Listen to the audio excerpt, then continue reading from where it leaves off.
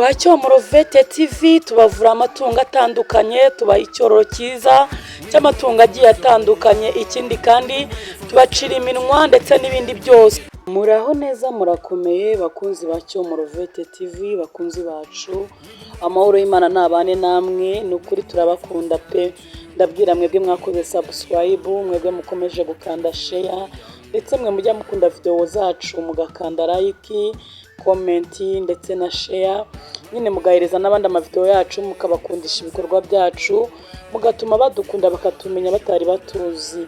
Natwe niyo mpamvu tutajya ducika intege ngo tubahereze ibyiza byabaho umusaruro mu bworozi bwanyu, byabageza ku ifaranga mushaka. Duhora nyine ntago tujya duhwema habe na gato, duhora tubashakira udushya twinshi, duharanira kubarinda gushora menshi mu bworozi mugasarura make. Iyo niyo ntego kwa Cyomoro Vet TV dufite. Uyu munsi rero ngiye kubereka uburyo uzorora inkoko zawe zikaguha umusaruro mwiza uhoraho kandi zitarwaraguritse, nta kurwara, ukarinda inkoko yawe kurwara kandi ikaguha umusaruro. Ushobora kwibaza ngo mbese ubundi inkoko iguha umusaruro ryari? Iguha umusaruro igihe ari nzima, wubahirije inama Cyomoro Vet aguhereza. Ushobora kwibaza ngo ese zibura umusaruro ryari? Zibura umusaruro igihe utakoze neza amasomo naguhaye cyangwa murambaha, kandi inkoko ibura umusaruro mu gihe yabuze ibyo kurya birimo intungamubiri. Ikindi, inkoko yawe ibura umusaruro mu gihe ubuzima bwayo bwose igihe uyimenyereje ko ubuzima uzayibeshamo ari ubuzima buri inorganic gusa, cyangwa se kuyimenyereza ubuzima bwa kizungu gusa, ukayibeshaho kizungu, ukayigarura kizungu, ukayitaho kizungu gusa. Oya, bagomba kubamo n'ibintu karemano. Ariko ikibazo ntago abantu mujya mumenya ngo iyo karemano nayikoresha gute. Niyo mpamvu mpora mbakorera video zitandukanye z'uburyo ugomba kubikoramo. Ntago ari karemano ari gupfa guterura ibintu ngo uterekaho ngo mu nkoko ya utazicira inkoko ukazimara. Ntago ibintu bya kizungu ari gupfa kuzana ugaterekaho, oya, ntago ibyo nta kintu byakumarira. Ahubwo icyo tuba dukeneye, tuba turi kugira ngo mukurikize inama tubahereza bakunzi ba Cyomoro Vet TV. Uyu munsi rero hari uburyo butandukanye ngiye kubigisha, uburyo wakora fermentation y'ibinyampeke bigiye bitandukanye, uburyo ugomba kubiteguramo kugira ngo ubihereze inkoko zawe. Ngiye kwereka uburyo inkoko ishobora kurya ifunguro, ikarya ifunguro rikeya kandi rikayirinda indwara, ikindi rigatuma itanga umusaruro w'amagi wo hejuru. Umusaruro w'amagi murabizi namwe yuko ugira umumaro mwinshi, haba ku masoko, ku maresitora, ndetse mu banyeshuri. Ikindi nayo magi nyine, inyama zayo nazo nuko nguko, ayo masoko yose arazikeneye. Isi yose ikeneye kurya ibikomoka ku nkoko no kurya inkoko ubwazo.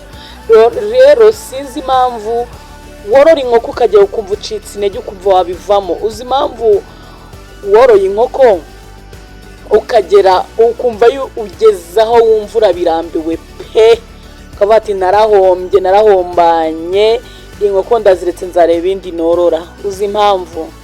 Nuko wagiye wakira inama wakire bakaguha inama rimwe zicuramye, izindi zicuritse, mu byo kugira ngo nyine umuntu atakwibira amabanga akoresha mu bworozi bwe. Ariko narabwiye ngo umuntu uzagana Cyomoro Vet TV muhereza amakuru ya nyayo y'ukuri, kuko njye ntago ibyo nabishobora, sindi umucuruzi. Ahubwo njya mbwira abantu yuko njye ntanga icyororo, ntanga inama zatuma umworozi se cyangwa ugiye kubitangira atera imbere. So rero hano ushobora kwibaza ngo fermentation ya scratch bimeze ite? Scratch ni ibinyampeke bigiye bitandukanye, sibyo? None iyo fermentation ni ukuvuga ngo ni ibiryo by'inkoko uba wateguye cyangwa se ibyo by'amatungo, ariko ubu turi kuvuga ku nkoko, sibyo? Biba byabanje gukorerwa iyo fermentation. Ushobora kwibaza ngo iyo fermentation ikorwa ite? Ni igihe ukora ibiryo bigasa nk'ibitangiye guhindura umwimerere wabyo, bigahinduka ukuntu noneho kugeza aho bitangira kugira ka kantu k'agasharire. Noneho ako gasharire kakabijya mbere y'uko utangira kubihereza inkoko. Ushobora kuvuga noneho ati se ibi ni ibiki cyomora noneho atuzaniye, ni ibiki ari kutubwira, ukumva ibintu biragucanze. Reka mbigusobanure neza. Ubundi mu ndimi z'abahanga bavuga ibi binyampeke bigiye bitandukanye babyita scratch. Bivuze ngo scratch rero ni ibiryo by'inkoko. Nk'urugero wenda ni nk'ifu y'ibinyampeke bitandukanye like ibigori, amasaka, ingano ndetse n'ibindi byose bya biryo by'inkoko ushobora kujugunyira inkoko ikirukanka ikajya kubitora, cyangwa se waterera hasi ikaba yabasha kubyitorera. Noneho fermentation cyangwa se fermented yo ni uburyo bwo kubishyira mu mazi bikaba byamaramo iminsi 2 cyangwa 3 bigatangira gushariraho gato cyane, bitewe na bacteria nziza ziba zabonetse muri ibyo biryo, sibyo? Bivuze ko rero fermentation scratch ni ibyo by'inkoko byabanje gushyirwa mu mazi bikabira, cyangwa se bigasa nk'ibishariraho gatoya mbere y'uko wabihereza inkoko zawe. Tuvuga urugero, reba nk'urugero nk'abantu bakora ubushera. Ubushera murabona ukuntu babukora, bagapfundikira ngo iyo bukeye bakabupfundura basanga ngo burimo kubira, sibyo hari? Abantu bakora ubushera ho murabizi cyane. Bivuze ngo ufata niba ari bya binyampeke byawe runaka, iyo wabishyize mu mazi ndabikwereka uburyo ubikoramo, inuza intambwe ku yindi. Rero iyo wabishyizemo ukabona bitangiye kubira, biba birimo kubira hejuru nka kwa kundi ubushera mubona muvuga ngo bwahiye.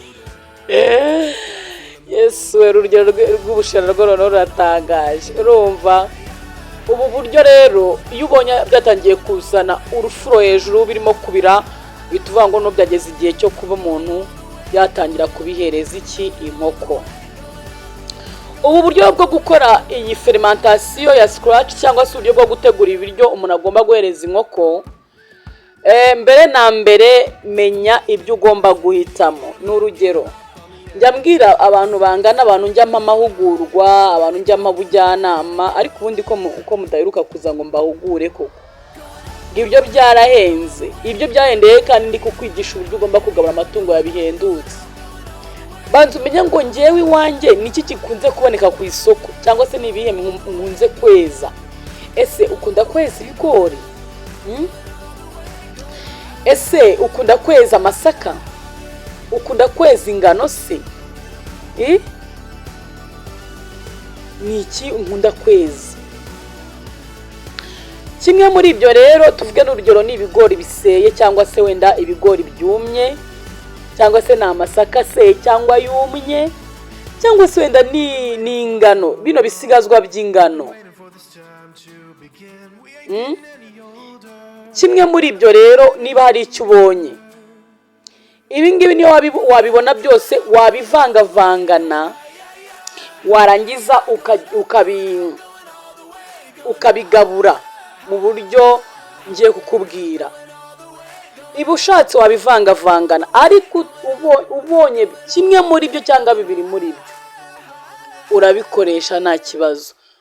Ushobora kuvuga ngo gusa ingano iyo ziseye cyane, ushobora gufata ibigori wamenaguye, ibigori byimye ukabimenagura ukabivangana na yangana iseye, ukabikorera ubu buryo ngiye kukubwira. Cyangwa se ingano niba zidahari, ni ya masaka, ni wenda ni yafu y'amasaka cyangwa ni bya bisigazwa by'amasaka cyangwa ni ya masaka wamenaguye, warangiza ukayavangana bya bigori bimenaguye, ukabikora ubu buryo bukurikira. Ni uburyo bwiza. Umva mana yanjye, nzababwira iki koko ko mba ndi kubahereza inama zunguka kandi zitanga umusaruro, sibyo? rero ibi bintu mbere na mbere ikintu cyose ugomba kwitondera muri byo uba ugomba kwitondera isuku yabyo, isuku. So rero shyira mu kintu gisukuye, fata indobo munega amatwi nimurangare ubwiza bw'izi nkoko, kuko izi video nagiye nzitanga ari navyo nigeze kuba ndimo kubigaragaza, ariko nakoreshaga ibintu biri naturel nyine bikiri bibisi, ariko kurikirana akantu ku kandi ndabizi ko ntuzabyicuza. Shyira mu kintu gisukuye, ni indobo, ni ikidomoro gisukuye kandi gipfundikirwa, shyiramo ibyo biryo nakubwiye, noneho usukemo amazi kugeza ubona yuko ibiryo wasutse muri ya ndobo cyangwa muri cya kidomoro birengeweho gato n'amazi, byibuze nka santimetero wenda hagati y'eshatu cyangwa eshanu. None nurangiza ubipfundikire neza, gusa nubipfundikira neza ntuhuze, hagira akantu k'akanya kanzinya gasa nk'aho kuka gake cyane kajya gasohokeramo akandi kakinjira gake cyane, kuko biba bikeneye no guhumeka. Mvuze guhumeka n'abatwara ari buvuga ati se birahumeka, ibintu nk'ibyo nabyo bikenera guhumeka. Oya, nyine ni ukwakira umwuka no gusohora undi mwuka muke gake cyane. Niyo watobora akantu gake ku mufuniko cyangwa ku gashashi kanzinya, nurangiza ubishyira ahantu hatuje, ubirinde kubitereka ahantu hari izuba, bishyira ahantu haba hakonje nta kibazo, haba hashyushye cyane hakonje nta kibazo, ko hadashyushye cyane. Muri make wabishyira mu nzu isakaye cyangwa se ahantu hasakaye kugira ngo ubirinde izuba. Ibyo bintu ukoze birekeremo iminsi 3, byibuze iminsi 3, kuko nakakubwiye ko ari hagati y'iminsi 2 cyangwa 3, ariko bishobora kuba byujuje iminsi 2 ugasanga wenda nta n'ibindi biryo wari ufite byo kugabura kare cyangwa nimugoroba, kuva tokereka bya bimaze iminsi 2 reka mbigabure ejo nzaba nazanye ibindi. So rero nuko wabigenza nabyo nta kibazo, wabigabura gwara ku minsi 2 upfa ko wabipfundika ukabona byatangiye gusa nk'ibiri kubira, sibyo? Warangiza ku munsi wa kabiri uragenda ugapfundura gake, usanga byari ukuntu byatangiye guhuma. Ngiye mba numva bimpumurira neza, nubwo birimo guhumura nkaho byatangiye kuzana akantu k'agashari. Reba nka kuriya uba wateretse amata y'ikivuguto ukajya kwa ko yavuze cya kivuguto cyavuze, uburyo cyo gihumura niko nabyo biba birimo guhumura. Ariko mana, aba bakunzi ba Cyomurovete kuko nzabakora iki ngo basi niba ukunda video zanjye ndi nk'aka kanya nahita nkandano handitse share, ako gafresh nkagakandaho nkashyira mu magroup atandukanye ya WhatsApp, kuri social media zitandukanye, nyine nawe ukashyira ukavuga ati wenda nta mafaranga mfite yo guha Cyomurongo muhembe kubw'inyigishamo, ariko byibuze reka nkoreshe abantu benshi bajya bamukurikirana, kuko niba bamukurikirana wazunguka, sibyo rata? Nanjye ndeke kudoka kubahereza ibintu byiza. Akomana umuntu arabahereza ibintu byiza, uzi umuntu nigisha ibintu amaso ku maso arishyura, nago nabitangira ku buntu yadafite ubushobozi n'amatoke. Niba yo kunyishyura yabuze, jya kuri Cyomurovete urebe video neza uko nagiye mbikora. Nurangiza rati, ikintu ugomba gukora kuri uwo munsi wa kabiri, gusa uko uba wabipfunditse unyuzamo ukagenda ukajya ucishamo akantu gasa nk'ubivanga. Gusa ukimara kushyira mu ndobo warengeje amazi, irinde kubivangavanga kuko harimo akuka, biba bikeneye kwakira umwuka ubyinjiramo kugeza hasi. Utangira kubivanga gakeya ku munsi, nyuma y'umunsi wa mbere ukabivanga gake. Noneho uburyo bwiza uba ugomba kubigaburamo, ni ukuvuga ngo tuvuge niba ubigabuye mu gitondo gabura ibyo biryo, nimugoroba ugabura ibindi biryo bisanzwe by'inkoko nyine wateguye. Hari n'ubundi buryo bwiza ushobora gukoresha, ushobora gufata tuvuge n'urugero, niba hari ibiryo wateguye n'urugero wenda ugabura uruganda, kandi wenda uruganda wakoreshaga wenda ku munsi ni urugero inkoko zawe zaryaga wenda urugero nk'ibiro tuvuge nk'ibiro wenda nka 50 agafuka. Kora ino fermentation ku munsi si wakoreshaga ibiro 50. Kora ino fermentation ufata ibiro 25 ubivange n'ibi bigori bimenaguye cyangwa se n'izi ngano zimenaguye, nyine ibi bisigazwa by'ingano cyangwa se ayo masaka cyangwa ibigori, ubifata ubivangavangane byose hamwe ubibikana iyo minsi, my friend, ugabura iyo funguro uzambwira. Juste ibiro ugabura ku munsi biragabanyutse bimanutse hasi cyane, usazera ku munsi wagaburaga 50, ku munsi noneho ugabura ibiro 30, sibyo? Niwango niyo utanabivanga n'amazi ukavuga ati mu gitondo ndagabura byande nakoze fermentation ni mu Rwanda gabura ibiro 25. Ubundi byicwa nuko abantu bababeshya bakabashuka bakabashyira mu nama zipanitse zo kushora amafaranga menshi. Na mpamvu niba ni bugwagawe fermentation ibibona kubwo teguye mu gitondo gabura ibyo bisanzwe gutyo uhinduranye, sibyo? Nizeye ko muri kunyumva neza. Ikintu kitorarwa ugomba kumenya, ibi biryo n'iyo minsi yashitse niba bimaze iminsi 3 bipfundure, noneho hajya hasohoka umwuka undi winjira, ujye ubigabura byibize ntukabimarane iminsi 7. Ntago ari byiza ko wabyarenga iyo minsi 7. Ayo nama yari atandukanye mba mbahaye atuma ugera ku musaruro uhagije, kandi ushaka kugira ku musaruro wiyongera cyane sanga ufata akavuguto. Reba amata y'ikivuguto, ufata utuntu tuzinya akavuguto kandi nyine wafata muri yando, ni wafata wenda ni wafata agace gato akagakombe ugasikamo gapfundikira, cyangwa kimwe ugafata udutsima tw'imyumbati. Ariko suba abantu bagire ne ko udutsima tw'imyumbati ntago muzi ko badukora. umutsima w'imyumbati uza duto tukanagamo, sibyo? Ibyo bintu bitanga umusaruro kandi ndabizi ko muzanshimira ukabigabura kwa kundi nakubwiye mu bihe byiza. Kandi iyo wabitumbitse gutyo ugenda uvanga buri munsi ukavangamo gake ariko udatuma umwuka wose usohoka. Urumva rero igihe cyo kubiha inkoko ku munsi wa 2 wabihereza, ku munsi wa 3 ukabizihereza nta kibazo. Rero bakuzi banjye ni mwebwe muzinanirwa, nkorera share, ukore wandike comment niba ifite ikunze ukande like. Ngicyo mamba maranira no kugira ngo mugire inyungu. Ikindi ibi biryo igogora ry'inkoko riroroha cyane, ikindi kandi bikazirinda no kurwaragurika. Mu bintu bituma inkoko abantu bagiye barwaza imyanya y'ubuhumekero, bakarwaza inkoko zikagenda zikabahombera. Ariko icyo nkubwiye, kora ibi ngibi ndabizi ntago uzicuza. Wari ugiye kwibaza ngo umumaro wabyo ndawukubwiye. Ndabakunda cyane, amahoro y'Imana bane namwe.